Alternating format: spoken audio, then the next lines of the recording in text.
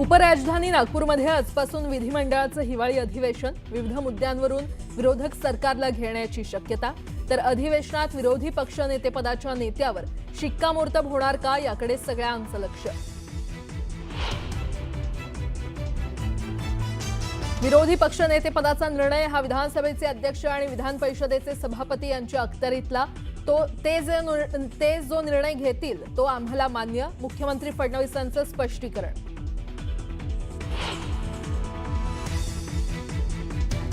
विरोधकांना राज्य दिवाळखोर दाखवण्याची घाई, पण ज्या योजना हाती घेतल्या त्या पूर्ण करण्यासाठीचे पैसे आमच्याकडे।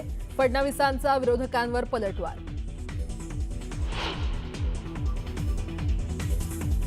पद कोणतंही असो, काही लोकांना कायम पोटदुखी असते। उपमुख्यमंत्री पद रद्द करा या उद्धव ठाकरेंच्या मागणीवरून एकनाथ शिंदेंचा टोला।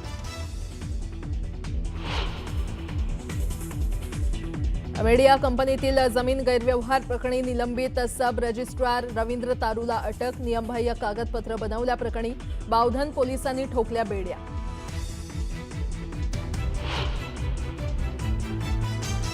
बायोपिक बनवण्याच्या नावाखाली घातला गंडा। 30 कोटींच्या फसवणुकी प्रकरणी विक्रम भट गोत्यात, पोलिसांनी केली अटक।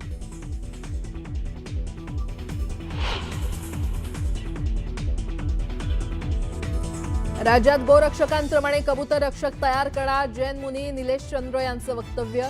जो भूतदया दाखवेल तोच मुंबईवर राज्य करेल असा दावा।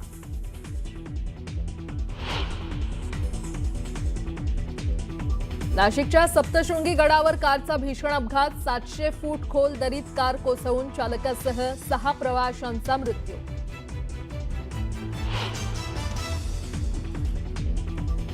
वंदे मातरमला 150 वर्ष पूर्ण झाल्यानिमित्तानं आज लोकसभेत होणार 10 तास चर्चा। पंतप्रधान मोदी करणार चर्चेला सुरुवात। काँग्रेसकडून राहुल गांधी घेणार चर्चेत सहभाग।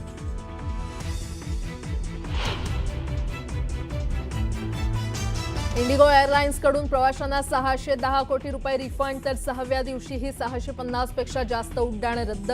डीजीसीएनं इंडिगोच्या सीईओला नोटिशीला उत्तर देण्यासाठीची मुदत आणखी 24 तासांनी वाढवली।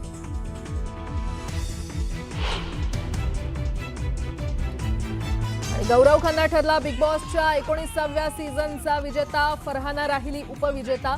तर लॉरेन्स गँगच्या धमकीनंतरही सलमान खानच्या शोमध्ये पोहोचला भोजपुरी स्टार पवन सिंह।